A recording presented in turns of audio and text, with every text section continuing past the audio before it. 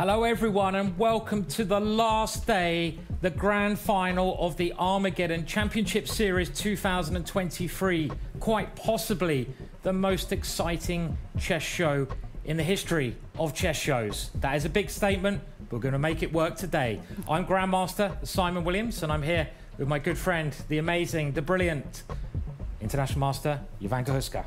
Thank you, Simon. And I must admit, I have all the feels for today. I'm a bit nervous, I'm a bit excited. I don't know what's going to be happening because this is the last day. And we started the competition with 8. Only 3 people remain in the competition. And what are those names? They are incredible. They are indeed. And one of those people is going to be the grand champion of the first ever Armageddon Series, which is a phenomenal achievement, and it's all going to happen today. You're going to find out what occurs very shortly. But first of all, let's have a little highlights of the previous day.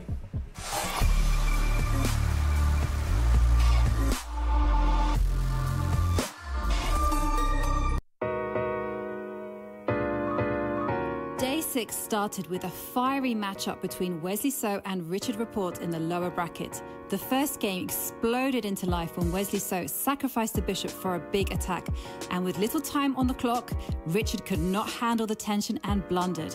Game 2 saw Richard pressing with the advantage of the bishop pair, but Wesley kept the fight alive and then managed to whip up a devastating attack against Richard's king and won the second game.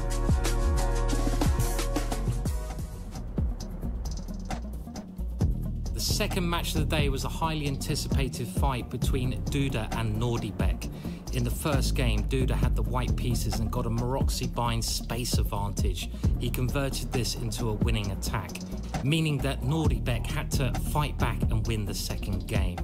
He played a little bit too slowly and Duda kept control throughout, winning the match and going through to the final. And we've had months of excitement, months of checkmates, flashy attacks and Armageddons. So let's have a look at what it's all been about. This is the grand finale of Armageddon Championship Series 2023, the ultimate chess showdown of the year. From March till June, we had 4 amazing tournaments: the Americas, Asia and Oceania, Europe and Africa regional series, and a special qualifying stage, Women's Week. 32 of the strongest players competed for a spot in the grand finale and only 8 of them made it through. All our events are broadcast live from the World Chess Club Berlin on Unter den Linden. This is make or break. Who will make the cut and become the Armageddon Championship winner? Don't go anywhere, this is Armageddon. And like we've mentioned, this is the last day of the grand final, and you can see there how much money the players have made, but there's still more to be made by some lucky pairings there. Is it going to be Wesley? Is it going to be Nodirbek who jumps up into second place? And also there's that big first prize that they're going for. So it's going to be a very exciting day. And of course, couldn't happen without our partners. As a technology and digital privacy company, Kaspersky supports the secure advancement of chess in the digital space and its expansion into online tournaments. A perfect combination of human excellence and strong technology.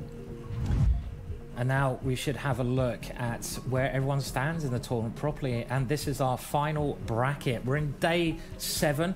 And the first match today is going to decide who plays Jan-Krzysztof Duda in the final. It's Wesley So versus Nodirbek. And the winner of that match is going to play for that first prize. So it's a really nervous first match. And let's just remind everyone, one of those 2 players, if they want to win the whole thing, they have to beat Jan-Krzysztof 2 times, which is going to be very challenging. Yeah, and as you mentioned there, Simon, 3 players left in the competition. Big starting match with Wesley So and Nodirbek. But let's have a look at how all these 3 got to the final. Today is the final day of the Armageddon series, and 3 players are still in the running for tournament victory. Let's see how they got this far. Jan-Krzysztof Duda has been simply unstoppable so far. He won all his matches and lost only 1 game in the process.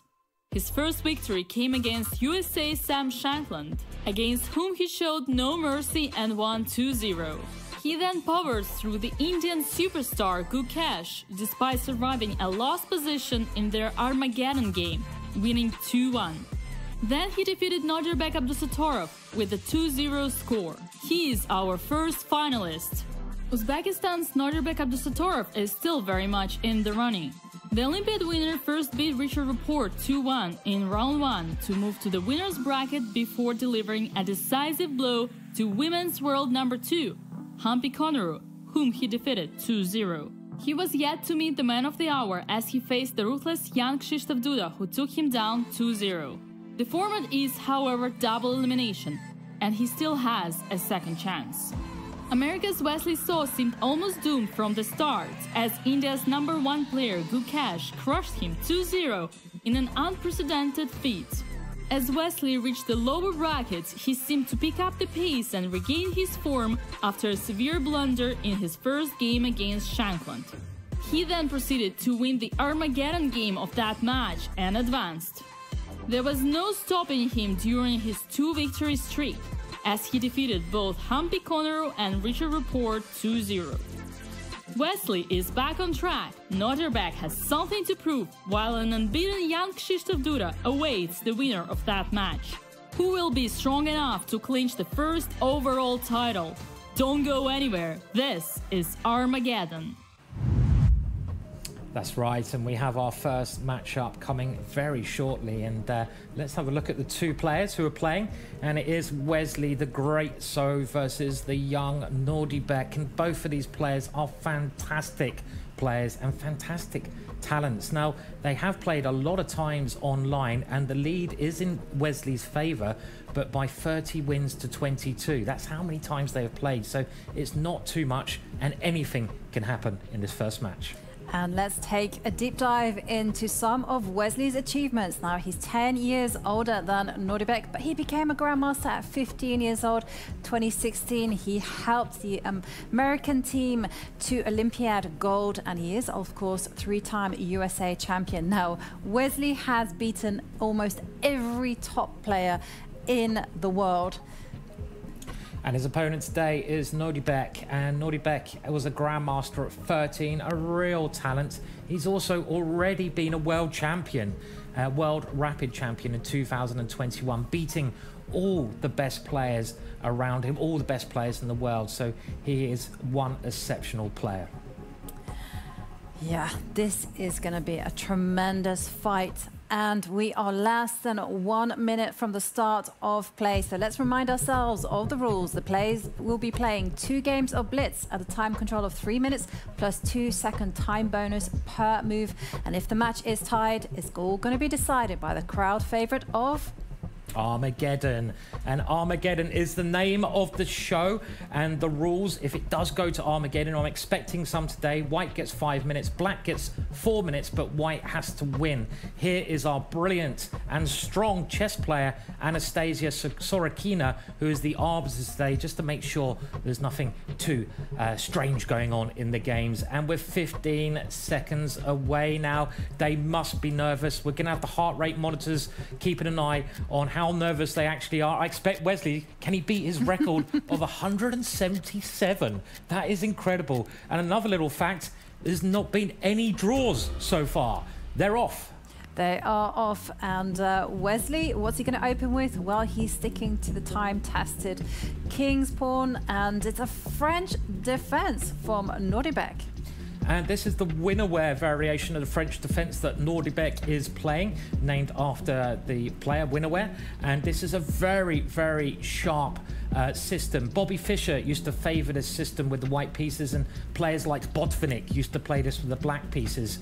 And here you see a very well-known idea. This pawn move is trying to make way for white's bishop to pop out to the side. But first of all, he has to guard that pawn that the black queen attacked. And this is all theoretical. I've looked at this position myself quite a lot. I haven't seen Nodirbek play the French defense before, so a slight surprise there already. Yeah, but these players are so versatile. They can play almost any opening. And we see Nodirbek just develop the knight. Also, Wesley does the same in kind. And you can actually track the advantage of the players by looking at the dashboard background there on the right. And if one color dominates, that means that that side is winning. And whoa, Nodirbek just locking down the center. That means all the tension now has moved to the sides of the board.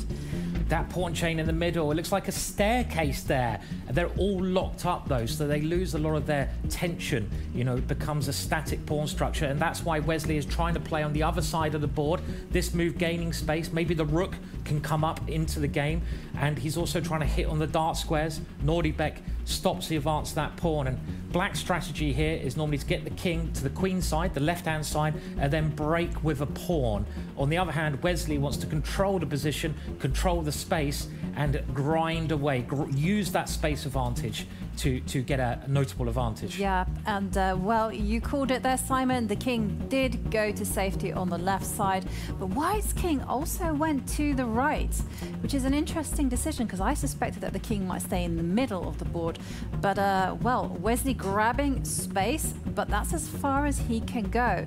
And well, Nodirbek playing a very calm grandmaster move, tucking the king into the corner of the board before he initiates any operations there on the right. And this bishop move, Jovanka, this is actually an idea taken from Bobby Fischer, the great American champion. Bobby Fischer used this same position, bishop maneuvering, to get that bishop to a better diagonal. You've got to put your pieces on the best squares you can, especially at this level. You're not going to win quickly. You've got to build up the position. I have to say, Wesley So's heart rate is pretty low today, Jovanka. It's normally about 160 by now. Has he been working out or doing some meditation, do we think? Maybe, or maybe he's just really comfortable with his position. He's playing very quickly. He has a time advantage. And, well, he's going to have to use that time because Nodirbek has just broken out into the center. And now with that knight jump, ooh, did you just see the evaluation bar just move up? It doesn't quite like it. I wonder whether that's because the that knight can get kicked back, and Wesley, he's a principal player. He pushes that knight away.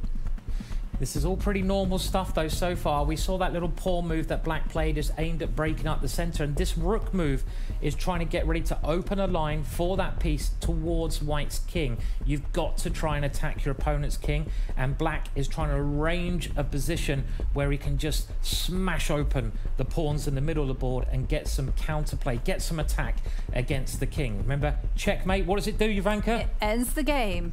That's the one. So they got to get there. They've got a long way to go, but that's what they're aiming for. And that bishop, though, diving into a very fearsome position. And this is why I kind of prefer white in these positions, because of that bishop generally. Right, I'm actually really loving white's position, because once the bishop steps back, you want to keep that bishop on the board. I mean, white has a choice. You know, you can play on the right side, but you also, if you're feeling quite fruity, you can move the rook to the left side of the board and start attacking the black king. Well, Jovanka, I'm always feeling a bit fruity, and that was a fruity move as well from black. Black's getting ready to open up more lines, right? I know, this is tense, and Wesley taking some precautions, saying he will keep Wesley guessing.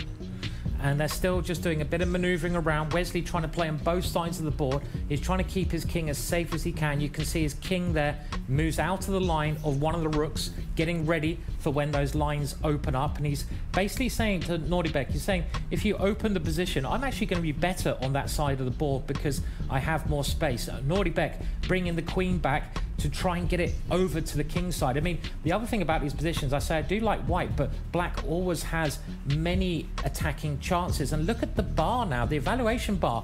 The computer, our god of the evaluation, is saying that black is doing well now because maybe it's just White's king is a bit too exposed. White's king is very airy, to say the least. And the first moves that jump out to me is either just exchanging pawns in the middle or just pushing forward with the f-pawn.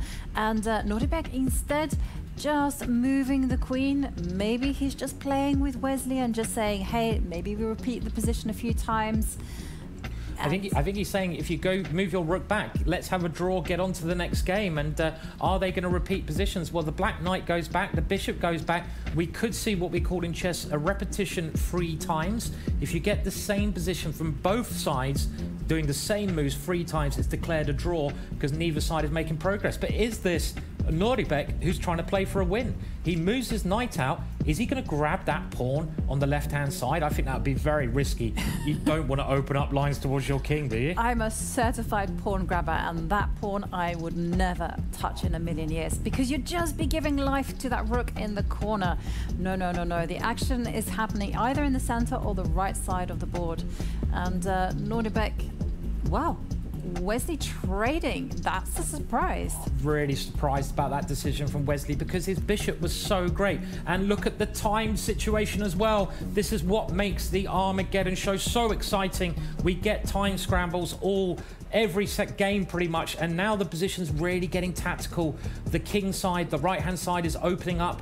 I'm starting to like Nodirbek's position because Wesley's got rid of his best piece, the bishop, and there are lines opening towards Wesley's king. Yeah, and talking about things heating up, take a look at Wesley's heart rate, up to 148, and the position is getting wild.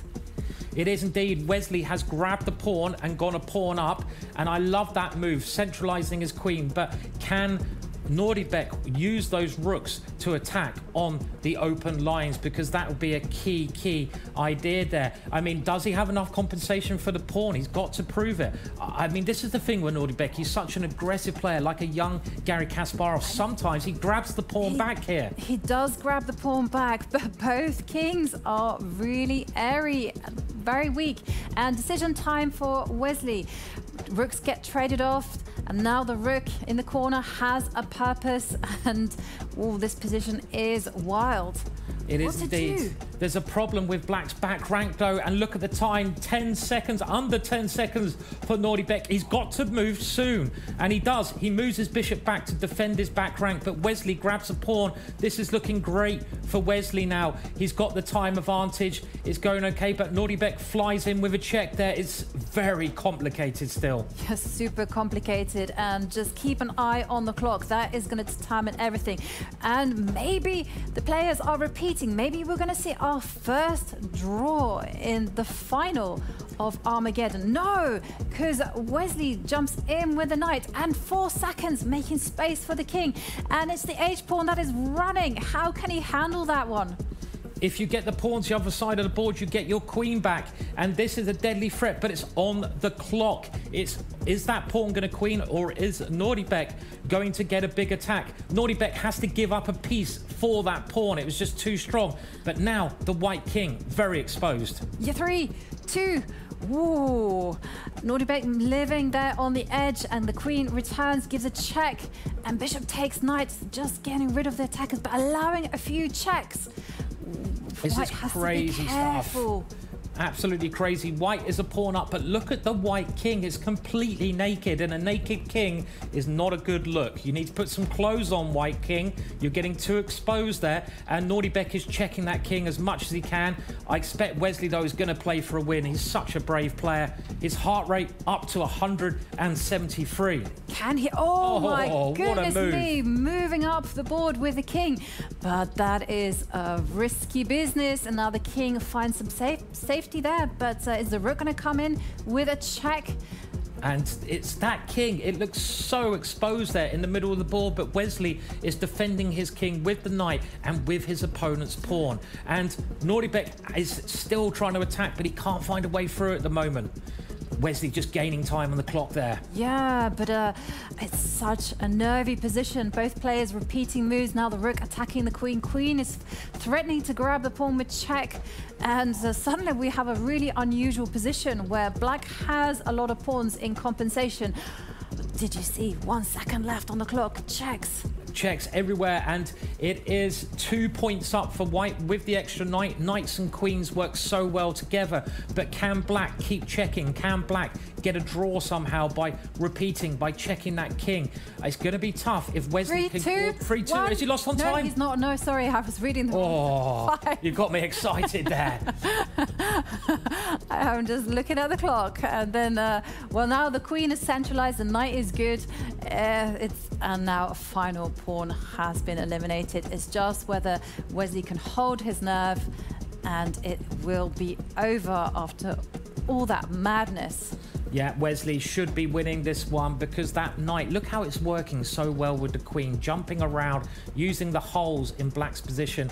And if the queens ever come off, the end game is going to be winning for white. And the queens are now off. That should mean that Wesley takes this first game. As long as he doesn't blunder, he's a whole piece up. The way to win this is to slowly attack your opponent's pawns with your knight and then use one of your pawns to make a queen. And you can see the black pawns are now dropping, and Nodirbek does resign. What a great game. Look at the disappointment there, though, on Nodirbek's face. Yeah, what an exciting game.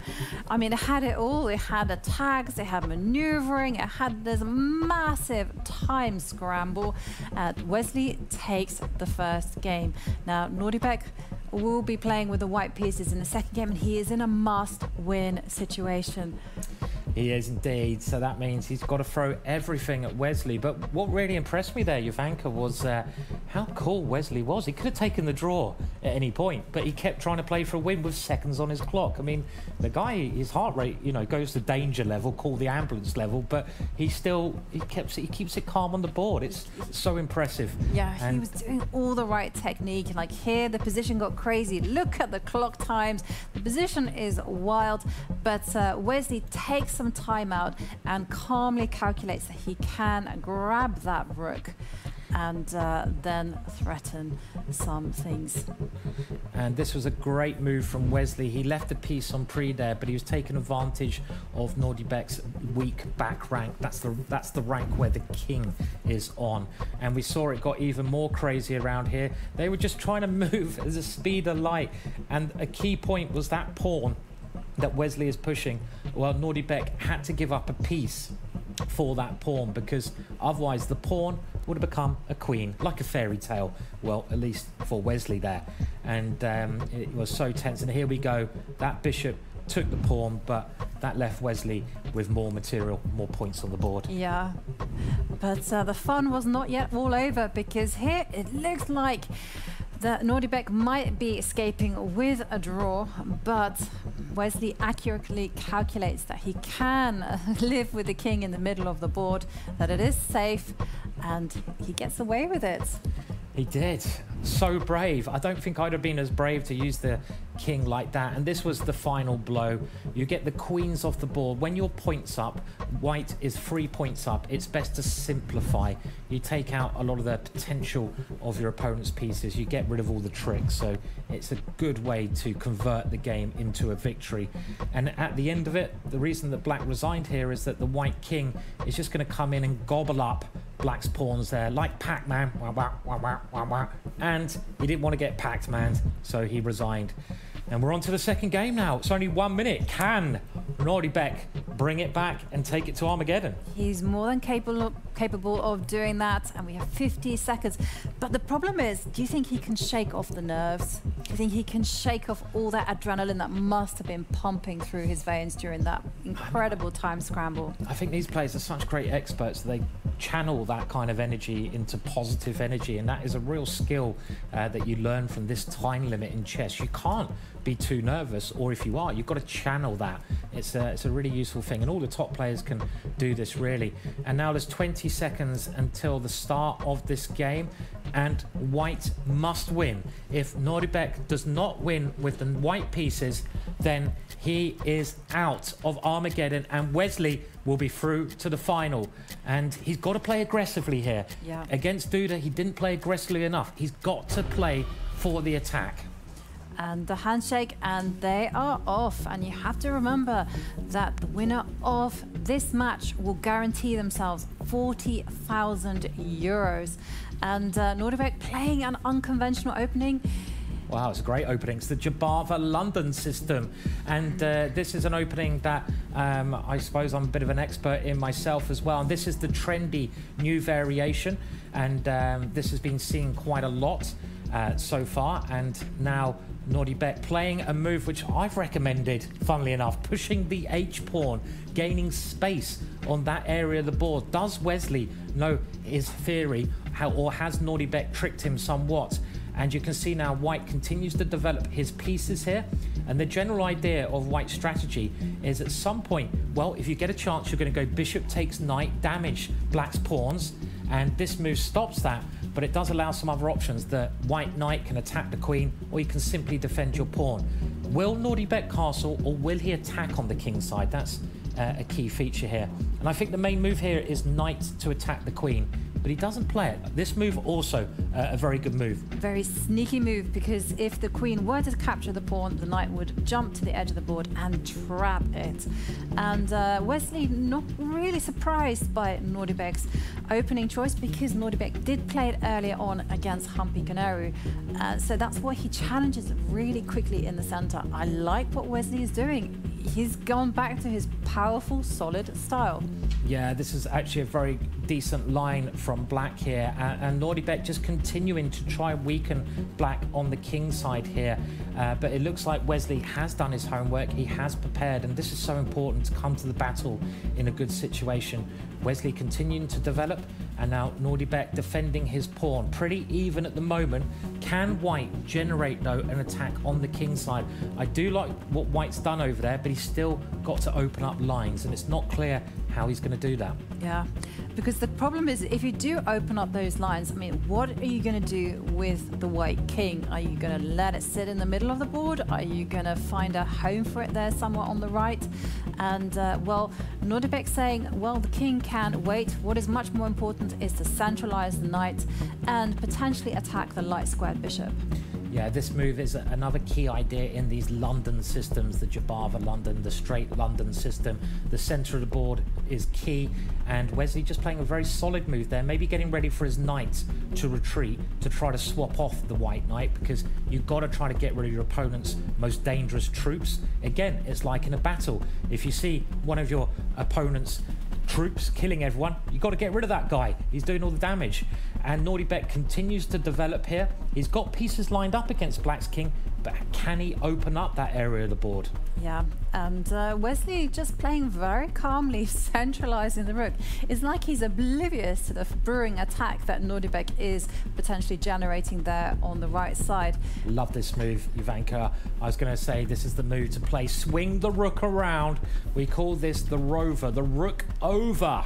And the rook is adding more firepower to the attack here. But Wesley, can he keep his cool here? He just puts his king in the middle. I have to say, I am a big fan of White's position, because there's a lot of fire there looking at Black's king. Yeah, but with Wesley's last move, it's not just tucking that king away from trouble, but there is the opportunity to go pawn hunting there in the middle.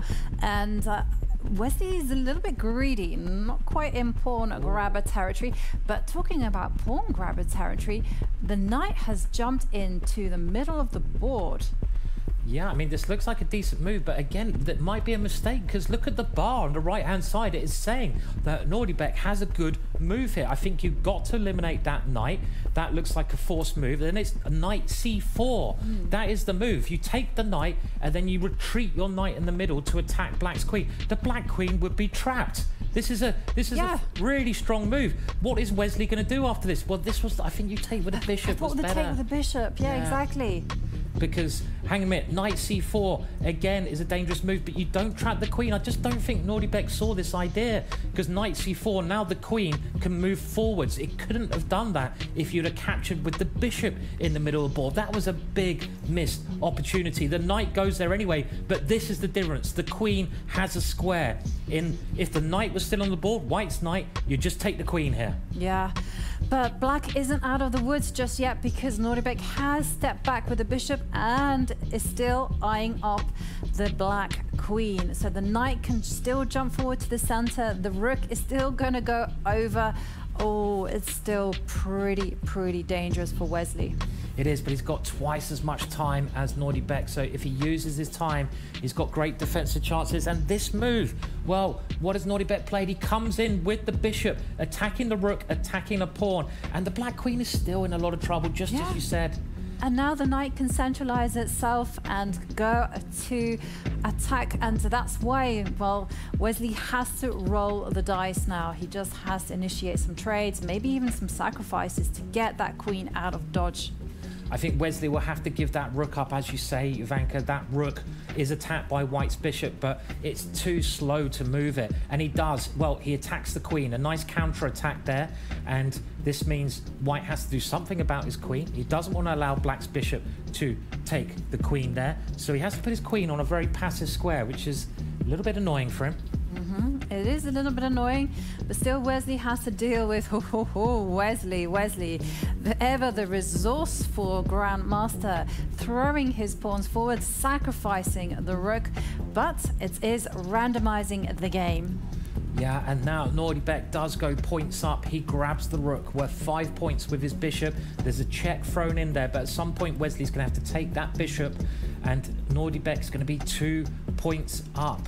But is 2 points enough in this random position here? Well, first of all, the queen comes in with a check, and now we get this. There is some compensation here because White's king has got a little bit of air around it. It's kind of not particularly well defended here, but White must be doing well here, Jovanka. Yeah, White must really be doing well. It's got the bishop, it's got the bishop defending everything. The knight is well placed, and Nodirbek there defending against the attack on c2. And this is the strategy, remember from the last game, that you use when you have more points. Swap pieces off. And with that last move, White is aiming to swap pieces off. But what a clever move from Wesley. His knight was a very bad piece, and now the black knight has found a very good square. Look at Black's 3 pieces, the knight, the queen, and the bishop. They're all very near to the king, and there goes a big check there. This is typical Wesley, playing really resourceful and amazing chess, and that king looks very, very weak at the moment. It is shaky, and it's now possible for Wesley to grab the pawn with check, and Nodirbek is counting on the rook intercepting that check. Yep, there it is. But there's another check here. The bishop can check, and there's very nearly a perpetual here, and a perpetual means if you repeat the position 3 times, it's a draw. But Wesley just moves his queen away, and Nodirbek has lost the pawn in that process. Yeah. And I don't like the way this is going for Nodirbek. Yep, and now the knight jumps in and locks out the white rook, and Wesley just improving the placing of his pieces, and now a trade check.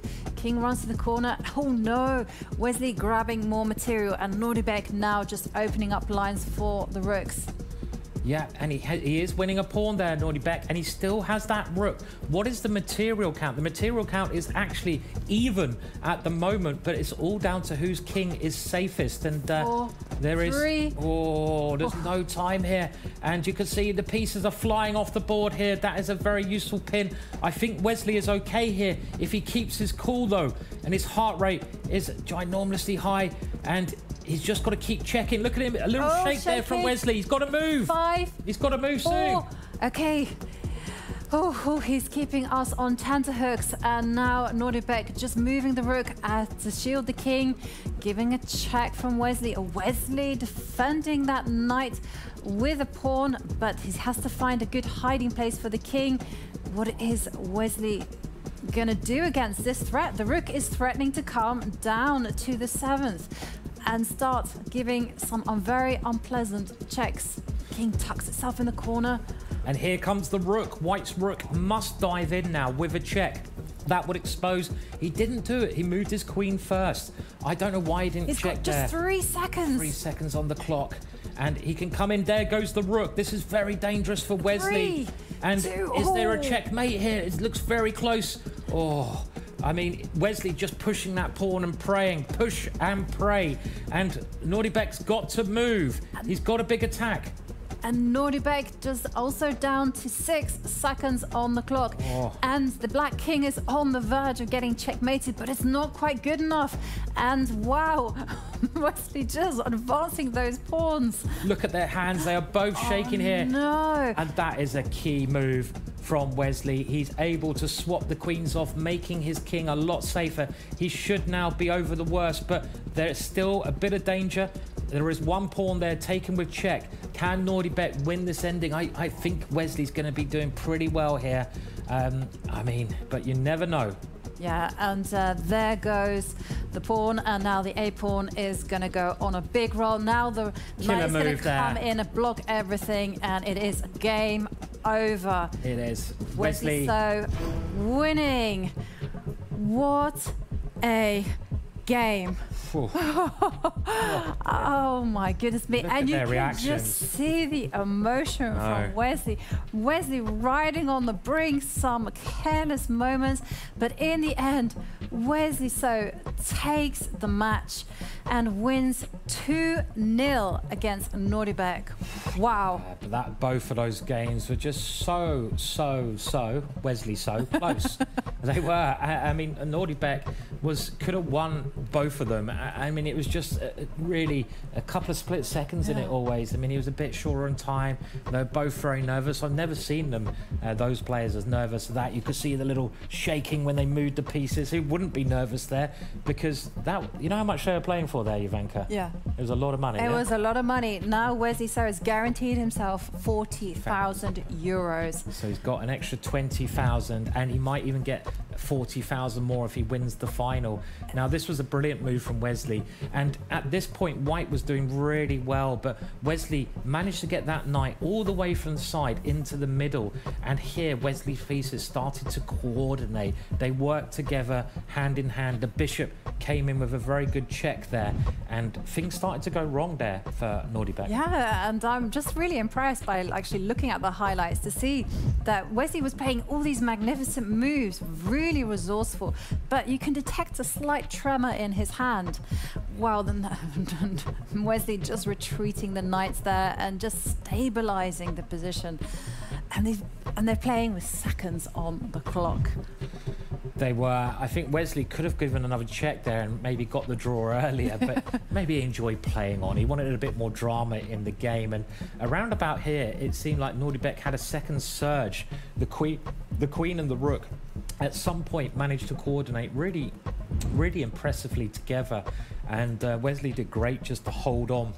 And I love what Wesley did a bit later on. You can see around this point just how weak his king is. The rook and the queen are attacking Black's king. But I love this idea.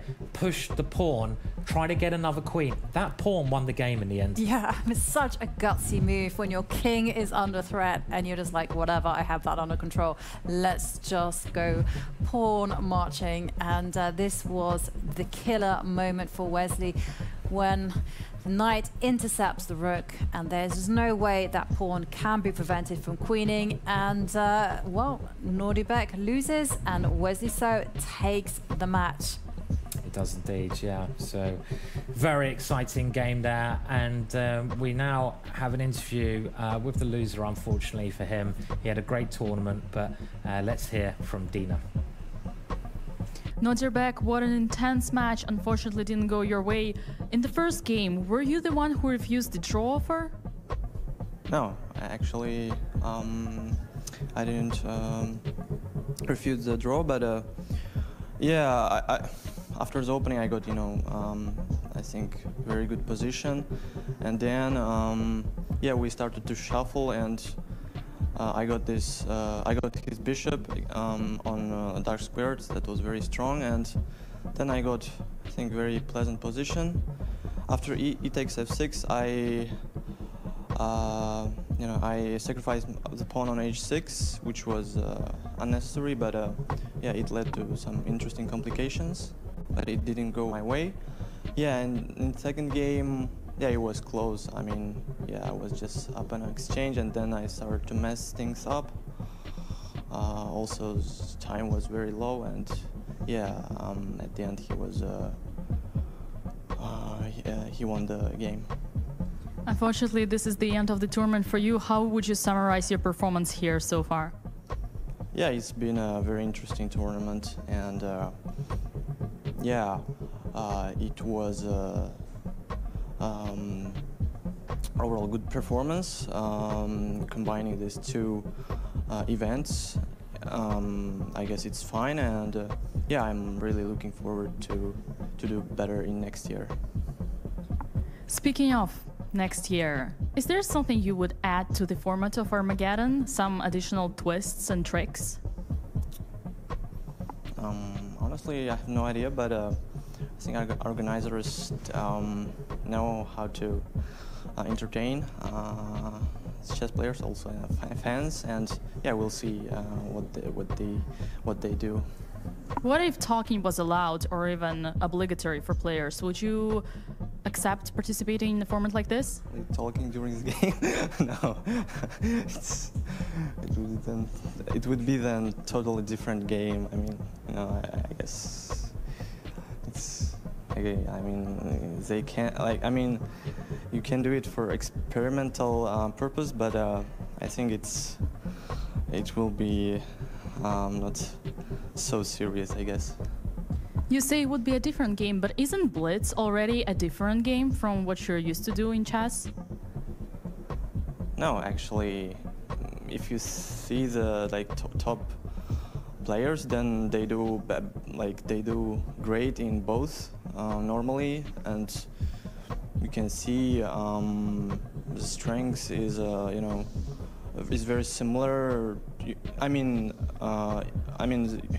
in the if you see the standings, then I mean, these guys are also doing great in classical and also in Blitz. So I think it's just pure skill. So let's say you are here again next year, and you get an offer to choose any opponent you want. Is there someone you would like to face in this format, Armageddon? Not at all, but yeah, I don't have particular opponent that I want to play, but yeah, it would be interesting to take a revenge from those players whom I lost. Yeah. Like Wesley? Yeah. Who was the toughest one here from all opponents you had, regardless of the results? Duda, of course, I think, because, you know, he won the match very cleanly, I guess. I mean, it partly was my bad because, you know, I was in very bad shape, and yeah, I think if I had faced him today, it would be tougher for him, for sure. All right, we'll make sure to have this happen. Thank you so much, and we hope to see you back in Berlin soon again. Thank you.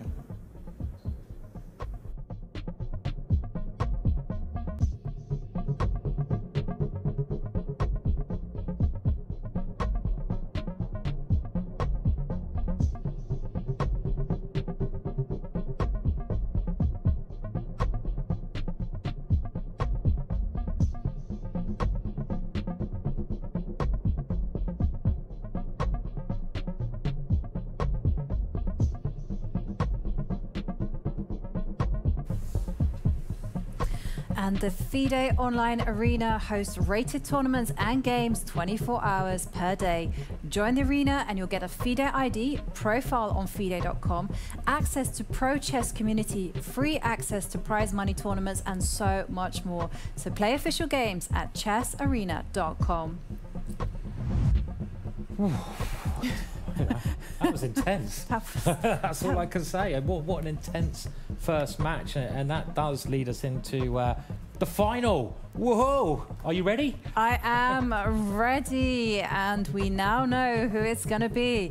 It's going to be Wesley So facing off against the big boss, Jan-Krzysztof Duda. The final boss. Yeah. The final boss of Armageddon, and this is, yeah, as you say, Jovanka, going to be one big match. I mean, just to remind everyone, Wesley So, as he came from the lower bracket and he lost the match, he has to win 2 times against Duda. So can he do it? Well, we'll find out. It's going to be one hell of a match. It's going to be incredible.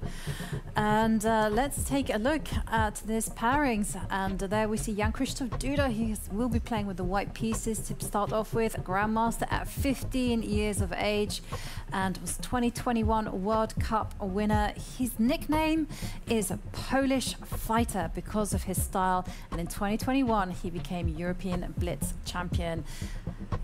He's a great player. I mean, it's as simple as that. I mean, he lost in the heat stages against Richard Rapport, but apart from that, he's just been formidable throughout the competition. But talking about formidable players, we have Wesley So.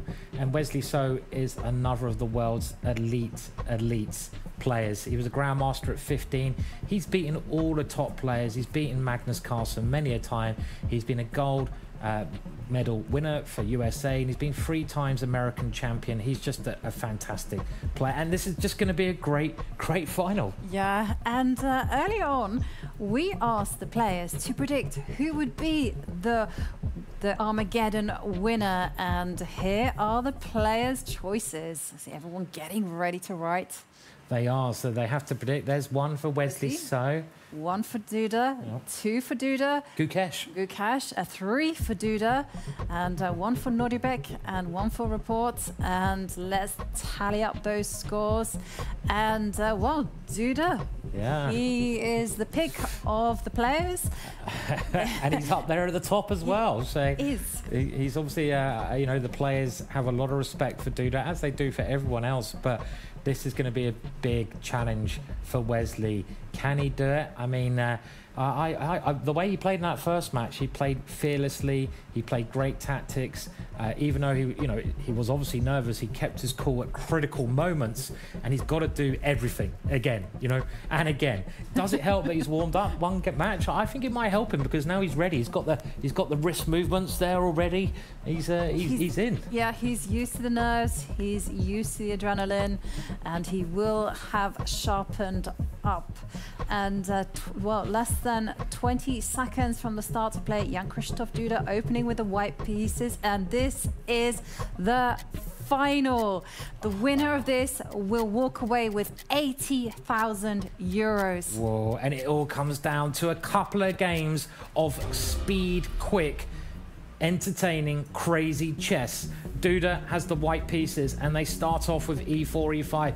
Let's remind everyone, they play 2 games. If it's a draw after that, they go to Armageddon.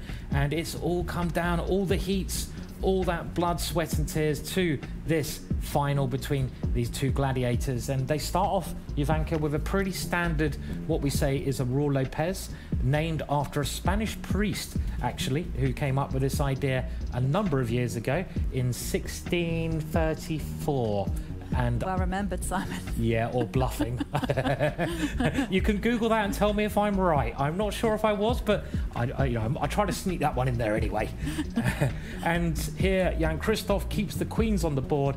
It looks like he's still in his opening preparation, just with the speed he's playing, as is So. Yeah. So is playing very quickly as well. Yeah, both players very much in preparation, and we saw Jan-Krzysztof just developing his knight at tempo.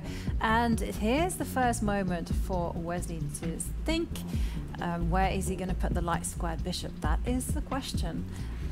Yes, and he puts it on a sensible square, pointing towards the center of the board, pointing towards a white pawn, so pressurizing that one. And Jan-Krzysztof can now consider moving his knight towards the king side. That would be the standard maneuver in this opening, the Raul Lopez, and he does. This is the kind of thing you need to learn when you're getting better at chess. You don't just memorize the opening moves, you know the patterns. Why are you moving the piece there? What's it trying to do? Where are you going? What is your opponent trying to do? All the whys. If you want to get better at chess, you want to play like these guys, well, good luck, but you have to get used to those whys. And Wesley is bringing his knight to the other side of the board to counter that idea. Yeah, he wants to lock out that light square bishop from the game, because at the minute it's a bit of a monster zooming down on the f7 square. So I like this strategy. The knight is getting ready to move to the c5 square. Yeah, that knight, I mean, one of White's most powerful bishop pieces is his bishop, his light square bishop, and Wesley is going to try to capture that bishop, probably with his next move. But saying that, I mean, again, the evaluation bar on the right-hand side, it's given a 1.2 lead. What that means is it thinks White is effectively over one pawn up, which is a massive lead. And his pieces do look very good. There could be a big kingside attack coming against Wesley's king. That knight could go forwards again. The white queen could come in. The bishops can attack. The rook can come around. So Wesley, oh, he moves his rook over. That rook is doing that swinging maneuver again. But this time not to attack, but to defend the black king. Because you're right there, Simon. The knight is going to jump in, and it has many pieces to back it up. So now Duda thinking. And, well, when it comes to clock times, both sides evenly match. And, yep, that knight appears on the golden square.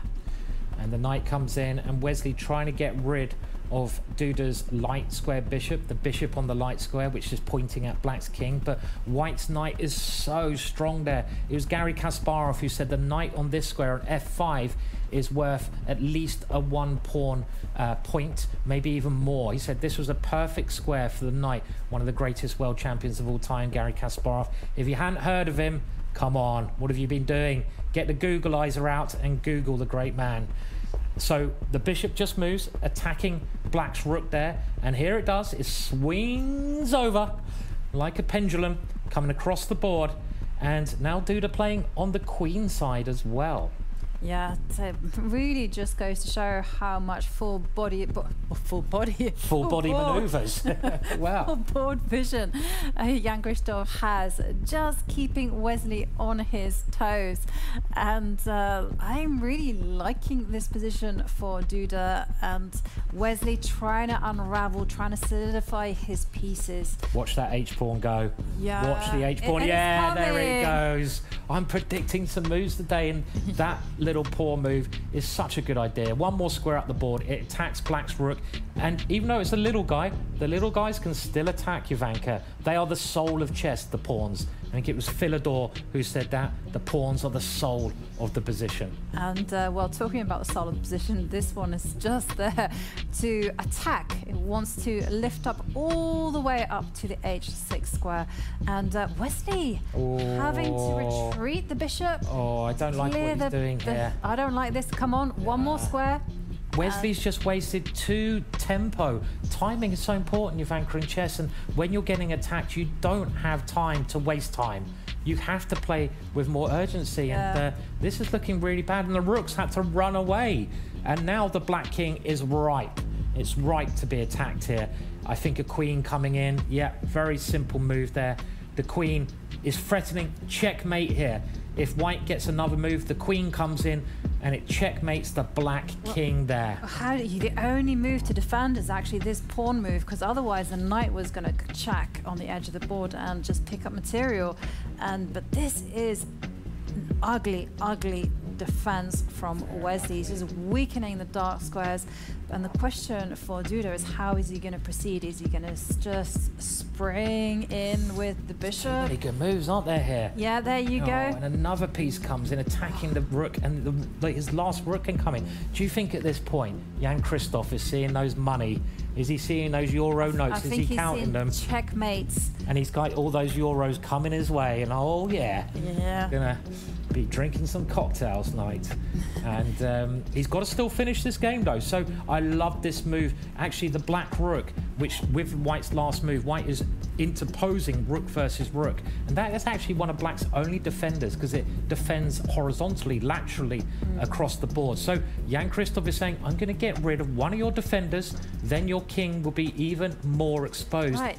If that rook just removes itself from that line, white has a massive threat of just capturing the pawn on g6 and then even taking it with the queen. Oh, and I think he can pretty much do this now. Rook takes rook, pawn takes pawn. Looks like checkmate to me.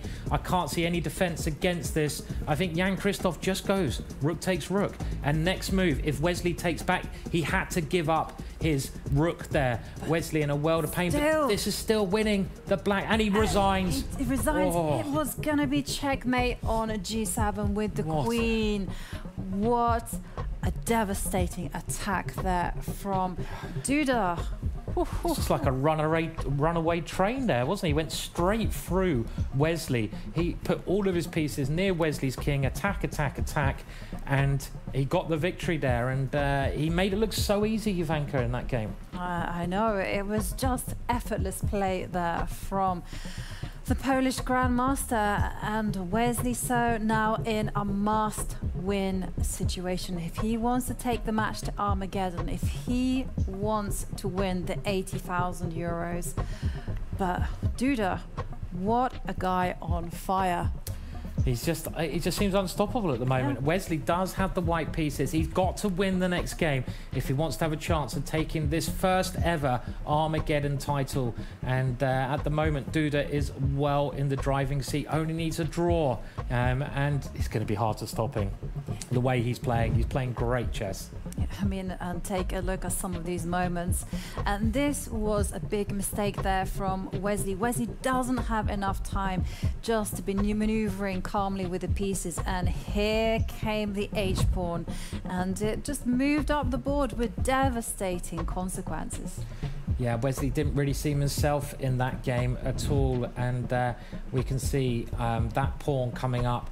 It was going to force Black's rook to move away, as it does on the next move. Wesley just wasting too much time there. And when your house is on fire, you can't sit down and watch TV. You need to do something immediately. And Wesley's house was on fire there, and he just chilled out and he just played a couple of calm moves. He should have been playing with more urgency in that position, because at the end of the day, that fire cost his king the game. And later on, Jovanka, this was an excellent move, wasn't it, that comes up here. And so we just saw that in slow motion. Rook takes rook, and now the killer blow. Let's see if it's also delivered in slow motion with elegance. And there is a handshake from Wesley So, because checkmate was inevitable. The Black King was going to be attacked with too much firepower there, and this means Wesley must fight back with the white pieces. The good news is Wesley is one of the most ferocious players on the white side of any game, and he has beaten every player with the white pieces. He just needs to turn it on in this game, and if he can do that, we will get an Armageddon. And I think we all want an Armageddon now. We want this to continue a little bit longer. The first ever Armageddon Championship Series. Can So pull out a rabbit from the hat? I know, it would be fitting. Armageddon Championship determined by Armageddon. It would be indeed. 10 seconds from the start of play, and Wesley just needs to draw some inspiration from his previous victories, and the clock is down to 0. The games are on. And Wesley playing a bit of an unorthodox mood there, bringing his bishop out. And this opening has been quite the rage recently. Actually, Nodirbek has played this with the white pieces. And this is not the main reply that Jan-Krzysztof does here. I expect Wesley has prepared for this kind of position quite intensively. He's one of the best prepared opponents out there. But I really like this last move from Jan-Krzysztof. He's trying to swap his knight for White's bishop, because that bishop, we saw it in the last game. It was such a great attacker, even though they're both worth 3 points each. Taking that bishop off the board seems like a good thing for Black to do. It's a very classical response as well to this type of system, because like you say, that bishop is the best attacker, and the reasoning was many years ago that if you just remove that bishop, there would be no white attack. But obviously times and attitudes have changed since then, but it's still a very valid response to this system. And both sides developing quite sensibly. This kind of reminds me a little bit, though, of the game Nodirbek versus Duda from yesterday, where White didn't get enough activity. So can Wesley create something here. So he has these double pawns in front of each other, but the queen is on that half open line. So white has a little bit more space. Black has the 2 bishops though, Jovanka, and the 2 bishops can be very useful. Yeah, they certainly can, especially when the position opens up. And Wesley now has to find a plan of attack. Is his idea just simply to play it positionally and just base it around the strong knight that can appear in the middle of the board? And there we see Wesley just solidify, just harmonize those pawns there on the left side of the board. Or is he actually going to slide the king to the corner and then try to open up some lines? And Wesley just taking a calm approach for now. Tension still very much remains in the position. At some point, though, Wesley's going to have to make an aggressive lunge. I like this move. He's getting ready for his pawn in front of the rook to come forwards 2 squares, because in order to win at chess, it's best generally to open up lines, to open the position up, because then your pieces can flow. The problem is, when you open up the dam, your opponent's pieces can also flow down the river as well. So will he lunge forwards with the pawn now, or play another move to prepare that idea? Yep, that is the question. And Wesley, he's been taking notes on how Duda played, and now he's getting ready to perhaps move the knight to the beautiful square on f5. And Duda just centralizing his bishop. It's pinning the white knight. A pin is where a piece can't move because you lose a more powerful piece. And so far, Duda is keeping his cool. He looks so relaxed. And the heart rate's here as well. Wesley is actually a lot lower than he normally is. He seems pretty chilled out at the moment.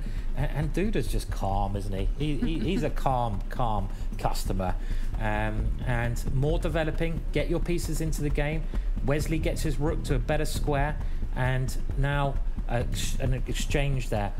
More exchanges, the more near a draw you get. Yeah, and an interesting exchange there from Duda. He basically conceded all the dark squares to Wesley. Now, big thing for Wesley now, is he gonna actually push that pawn in front of the rook and just explode open the dark squares? That's what I would be tempted to do. But Wesley, first of all, takes care of the action on the left side of the board. And now, Duda attacking the queen. Wesley has to step back with that queen. Yeah, I like your idea there, Jovanka. What you got to do with the bishops, they are like shotguns, cannons. They're long-range pieces. They're long-range attackers. And here it comes. There you go. Jovanka, just take over the match. I want to see you there next Armageddon, playing away. Actually, I want you to stay here, really. Don't go. Don't leave me. And the rook now comes in, and this is still an equal position, but look at white's bishop now. The white bishop has opened up the gateway towards black's king. Black, therefore, trying to close the gateway a little bit more. I expect white to put his rook over now and get ready to... Here it comes. The rook comes over.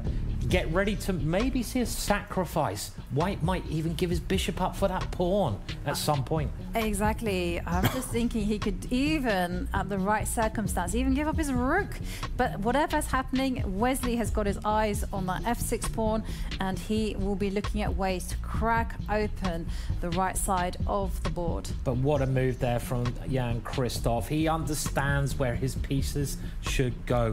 The black knight looked quite good where it was, but where is the knight best placed? In the center of the board. And that black knight is getting ready to go plonkety plonk, plonk, plonk into the center and block the bishop. Can you do a little plonkety plonk for me, Jovanka, please? I was so impressed. I'm so surprised by your little sound effect there that I was going to ask you to repeat yourself. Only after you, Jovanka, please. When a good move comes, I want to hear a Jovanka plonkety plonk. Okay. Well, it's going to come there, and there we go. The knight does go plonkety plonk. Plonk, plonk. Plonk, plonk. And that black knight is so good because it does really block up white's bishop. And at the moment, oh, this is another quality move because now the queens might be coming off. And when the queens come off, white's going to be losing a lot of his attacking chances. It's going so well for Jan-Krzysztof at the moment. It's a different type of game, like you say there, Simon.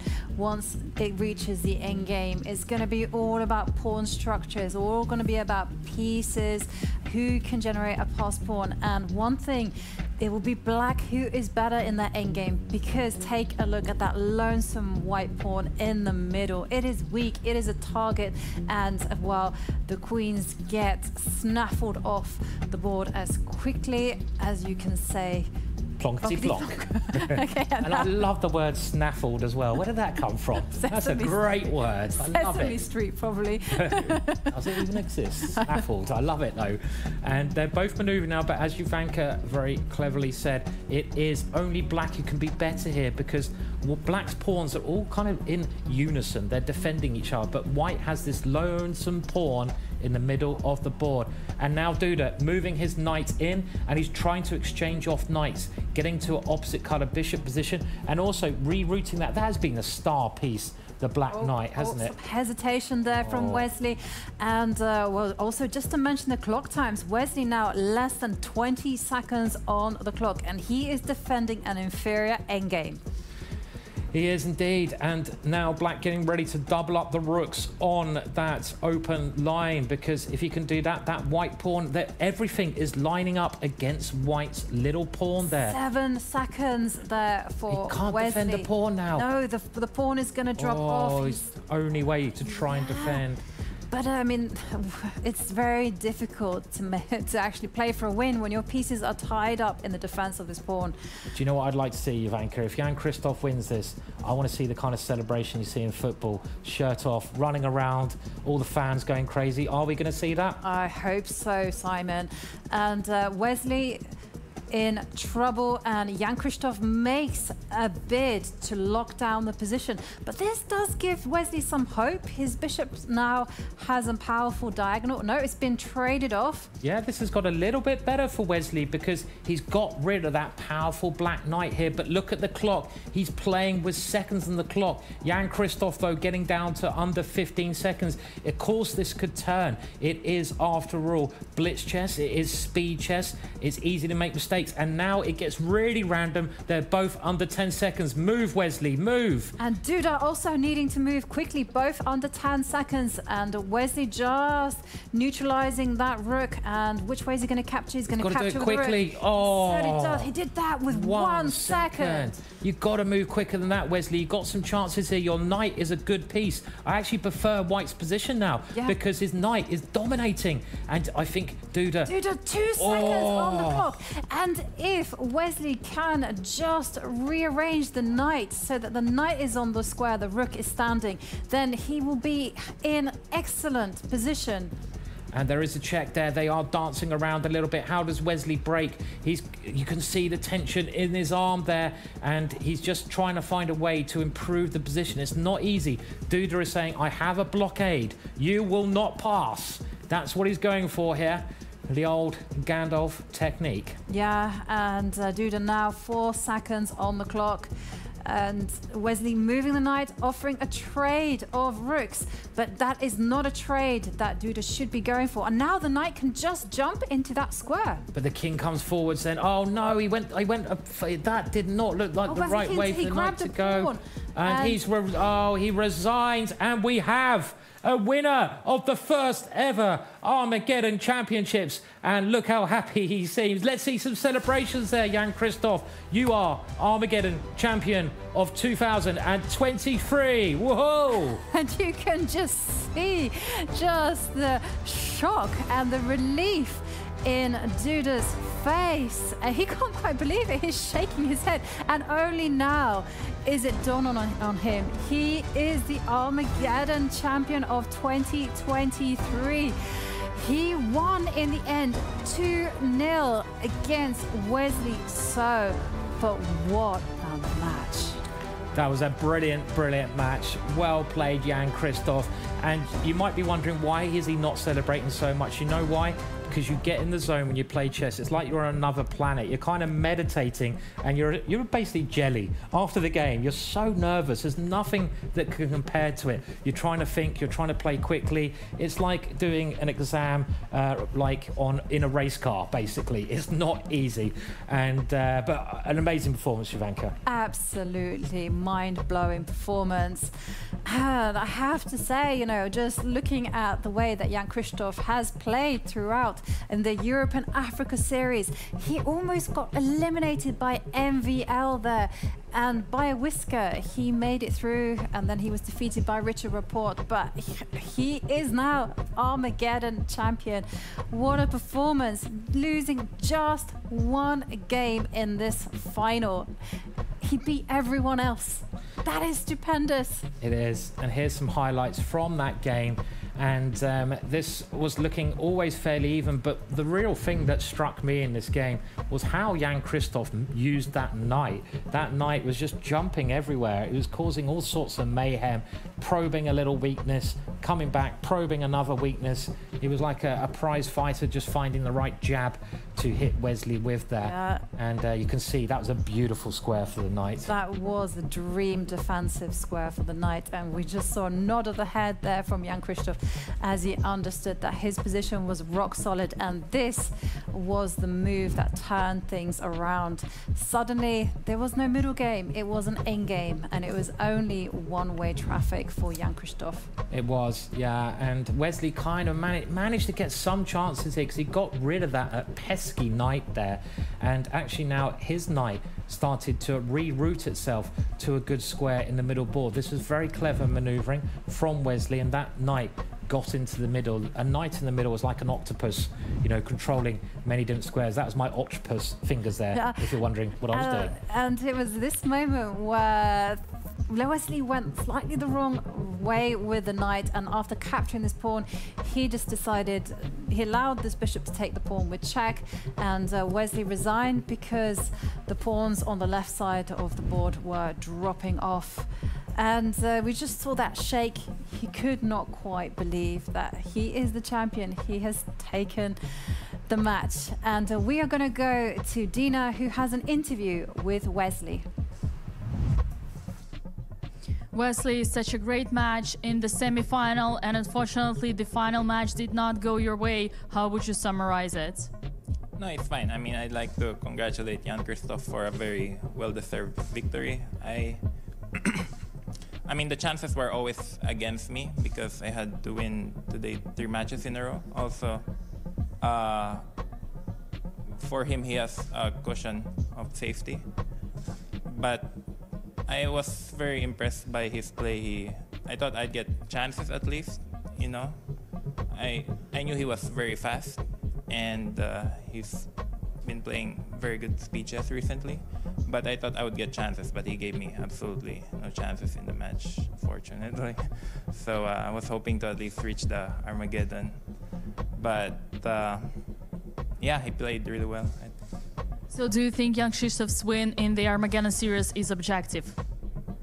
Yeah, I think so, at least in the finals. I mean, in the last tournament, he played really well. I thought Richard could do better also. But other than that, Jan-Krzysztof won all his matches quite convincingly because he played very quickly. He's always ahead on the clock, but he also plays good chess. Like in the first game today, I probably shouldn't have played this variation in the anti-martial because it wasn't exactly the most familiar variation to me. And I thought I got a decent position, but rook a6 was quite a stupid move because the rook's not doing anything. So I thought I got convincingly outplayed there. And in the second game, I thought I had some attack, but probably not really. And when the queens were traded, it was just a draw. In the end, I got some fun chances, but I think, I'm thinking about it now, I think there was also no winning chances there. So it's fine. I'm glad to see that Jan is playing very well. Recently, he didn't exactly had a good performance last year, also in the Olympiad, but he seems to be doing much better. So he's a young player, and I'm rooting for him. In one of your interviews, you said that your goal here would be to win the tournament. You did not. You finished second. How would you summarize your performance overall? Did I say that? I did. Well, I find that it's better not to put too many goals because I had goals this year and I didn't achieve any of them. But I mean, I think it's fine. I think if the tournament will start over again, I think second place is a very good result, especially considering I lost the very first match. I would have wanted the finals to be a bit more exciting, but I think overall I could be very happy with the result.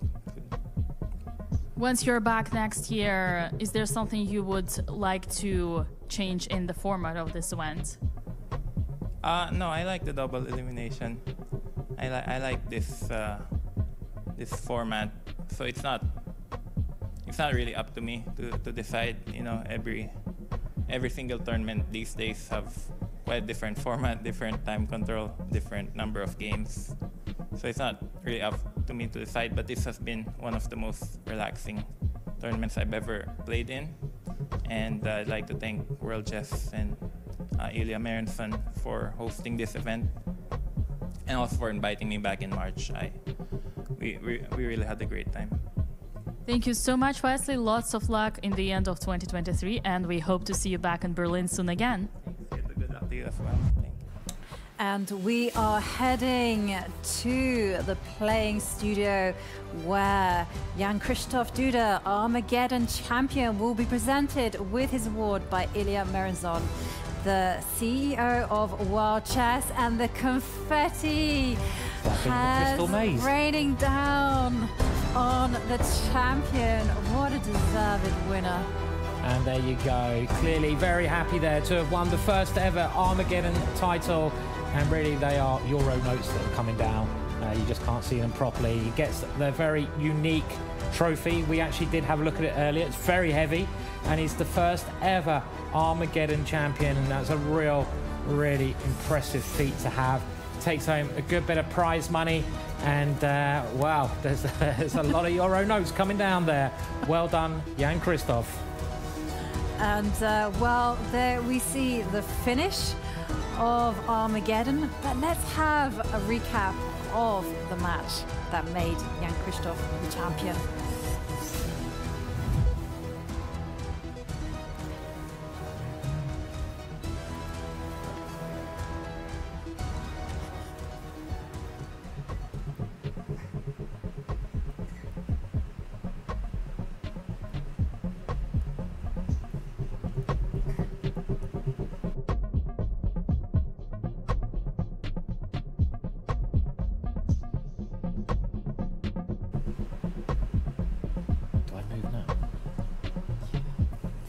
And the official partner of the Armageddon Championship Series is IT.com Domains, a domain registry like no other. It provides a platform for anyone to create innovative domains and effectively showcase their online presence. Don't miss this opportunity. Visit IT.com today and create your unique online image. And here we can see the winner of the first ever Armageddon Championship Series walking into the amazing bar area at the club in Berlin, the World Chess Club here, and he comes in, everyone cheering him on there. Quite a busy bar, and I can see cocktails are flying, lots of people playing chess there, and look at him. He's obviously got a smile on his face there, Jovanka. Yeah, and you can just see the crowd clapping away. They are in awe. Look at this trophy as well. Incredible action there from Duda. Yeah, brilliant result for him, and he's done great. He's played great chess throughout, and he was in the upper black bracket, which gave him a very needed advantage because he only needed to win one of the matches. But that's because he won them all, though, Simon. Yeah, he just played great chess throughout. He played fantastic chess, only losing one game in this Armageddon Championship final. Incredible. And we are awaiting Duda's arrival here in the studio. We can't wait to congratulate him. Yeah, it'd be nice to hear his thoughts on what he did so well there. I mean, he didn't seem to be in danger ever, and what also struck me was how he kept his nerve, you know, how he kept that calmness. You know, even when he had like 3 seconds left, most people would just turn to jelly and not be able to make a move. But he was just like, yeah, okay, yeah, I'm just very calm, very nice, very calm and collected person and player. Yeah, I just remember his game yesterday, against Nodirbek. At some point, he's 7 seconds on the clock, and he was just moving so elegantly, and very refined player, and well-deserved champion. Certainly a well-deserved champion, and yeah, we will get him in for an interview. The first Armageddon winner. I wonder if he'll be drinking cocktails later. We'll have to ask him that question as well. But if you want to become a great chess player like Duda, well, there's a lot of things you've got to do. You've got to practice your games, but also, it seems, just remain calm. And how do you do that? And here are the players. We started with 8. Bibisara, Shankland leaving us early. Gukesh and Humpy were then eliminated, and they all got 10,000 euros. And then Richard Rapport and Nodirbek Abdusattorov walking away with 20,000 euros. And our runner-up, Wesley So, with 40,000. And the champion, the winner of Armageddon Championship Series, Jan-Krzysztof Duda. And talking about champion, the champion is with us here. And first of all, congratulations. Thank you. Yeah, well done. How does it feel? Yeah, it feels very great. I mean, it was a very tense match, of course, and as I said yesterday, Wesley is a very difficult opponent for me. So and it's also the first tournament, I have won since very, very long time, so I'm extremely happy. That's good. I must ask you, we had this chat the other day about, most chess players are superstitious and they don't like changing their routine. And you mentioned you were coming back from getting some food quite late at night, and someone jumped out on you, surprisingly enough. I don't think it was Jovanka. And went boo, some random person. Yeah. Did you get that? Did that happen again last night? Did that help you? No, nothing has happened. No, nothing has happened. Right. Okay. But talking about superstitions, did you have a ritual before each match that you played? Yes, I mean, basically I ate the same food all the time. Can you reveal to us what food? Yeah, actually sushi, because I very like sushi, and but today was actually kind of tiring. Yeah? I mean, too much is too much. Yeah, but I am superstitious indeed, and I try to do more or less the same every day. And going to the match, talk us through the first game. With the white pieces, it looked like it was a boom, boom, bang kind of game. Yes, I prepared the queen f3 early as well. I didn't expect him to go for Marshall, but of course he had done it before, so it wasn't that much of a surprise. And I'm also not very familiar with the position. I guess it's my first game actually in this very setup after before, because I have played a4 a lot of times, even against Magnus in the World Cup, but before is the main move, but nobody has played it against me before. And I mean, I was quickly on my own because I didn't really remember this a5 move, but my play was quite straightforward, I think. And that's basically what I did, just improving my pieces, and I think it was quite unpleasant for him. And bishop d6 was, of course, a huge blunder, at least in practical terms, because of this h4, and it should be over, I think. You made Simon very happy because he was screaming for that move. Yeah, it looked very smooth. I mean, all your pieces are working really well in the first game, and you had that nice little tactic at the end where you were going to take on g6, but it must have been a relief to win the first game, I guess, take a bit of pressure off you. Yeah, of course. Also, this idea of sacrificing two rooks, it was rook e1, hg. Yes, that was very nice as well. I mean, I guess everything was winning at that point, but it's better to find some technical solution, some concrete one. And but I'm not very happy with my second game, to be honest. Talk us through the second game. You were the black pieces. I understand that even Sun has spots on it, but I got quite comfortable position, I guess, after the opening. At least quite easy to play, and I mean, then in the end game it's like only black can press, I guess. But I wasn't obviously aiming to press. I just wanted to have it down, and then did everything I could, you know, to lose this game. I think because it's absurd that I allowed this bishop takes c5 move, and because at first I forgot about knight d1 and c3 maneuver, and after that we were low on time, and I mean it was quite unpleasant. Probably still very solid, should be tenable, but like why to get such position with black? I mean, and then I guess I was holding on, and I assume he blundered king e5. Actually, rook d4 was also a lucky find, because otherwise it's probably it was hopeless. Yeah. And I mean, so you've won the first ever Armageddon Championships, your first tournament in a while. You've mentioned, and have you got any? Are you going to celebrate at all tonight, or? Yeah, I guess so. You guess so. I guess you have to now, right? So yeah. I mean, they have some amazing cocktails in the bar, so that we can vouch for them. And another interesting fact is that we didn't have any draws at all in this Armageddon, which is quite crazy, you know. But yes. So, any other ways you're going to celebrate? I'm not sure yet. I mean, it's, you know, it's been so tense, and I just need to think a little about it. Yeah. But I guess I will try a cocktail or two. Yeah. If you maybe some more chess. You say, yeah, probably as well. Some bullet. Why not? And let's take a look at your heart rates. So your highest heart rate was relatively calm, I would say, considering the fact that you were down to seconds at times. 136. Wesley also made an improvement. His was only 152. But does that surprise you? Because were you nervous at all? Yeah, of course I was nervous. It's especially in the end game, in the second game, it was very close to losing. And Wesley also had another thing that I found very impressive about your play was when you do get shorter time. We mentioned this the other day. You seem very calm.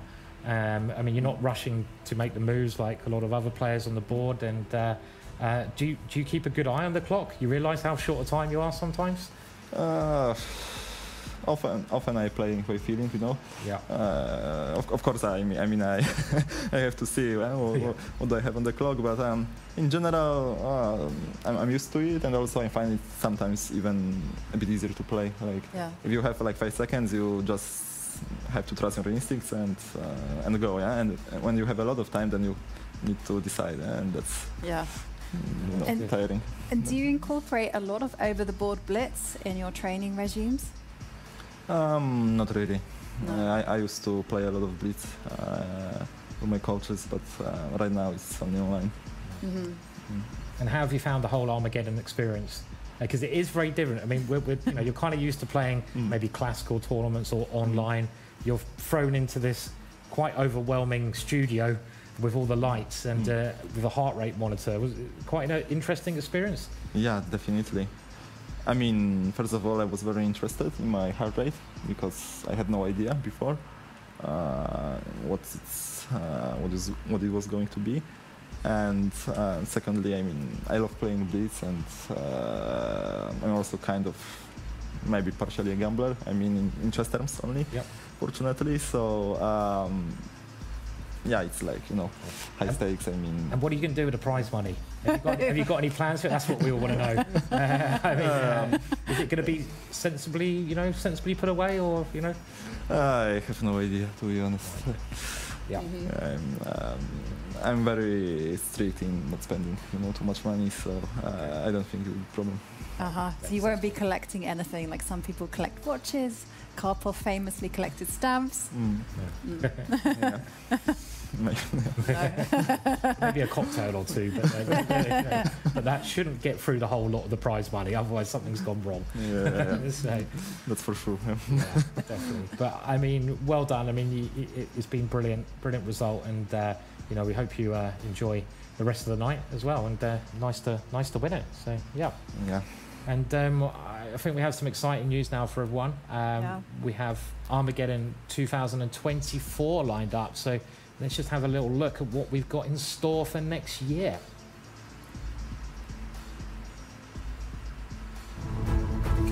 Thank you. Congratulations. It's the Formula One of chess. The most dramatic format ever. The very best players from around the world back in Berlin. Playing against each other. And the clock. Chess like you've never seen before. This is Armageddon. It's the ultimate chess showdown of the year. Unbelievable. Look at the heart rate situation. You can feel the tension in the air.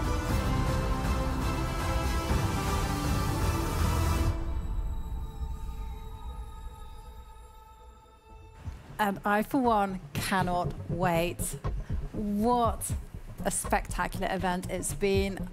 It's had me on tenterhooks. I can tell you, when I was watching the end of those games that happened today, I could barely breathe with anticipation. I did not know what was going to be happening. What an event. It's been great. I mean, you know, it's been a real experience being here. What a tournament it's been. It's been exciting throughout. I love this fast format, and it's back again next year. So that's even more exciting news. And yeah, it's been like shotgun chess, hasn't it? Machine gun chess. But what a winner Jan-Krzysztof was. I mean, he kept calm throughout, and he was the best player. Well-deserved champion of the first ever Armageddon Championships. And you know, before I go, I must thank my lovely, my brilliant, my special, my amazing Simon. It has been a privilege. We've had a lot of fun here in the studio. We've had a lot of fun here on the set, and I'd like to thank everyone involved in this production, and of course everyone at home for joining in and watching in all the excitement. It's been a roller coaster of a ride, and we finally have an Armageddon champion. Brilliant. So that's goodbye from us, and we'll hopefully see you next year. Goodbye.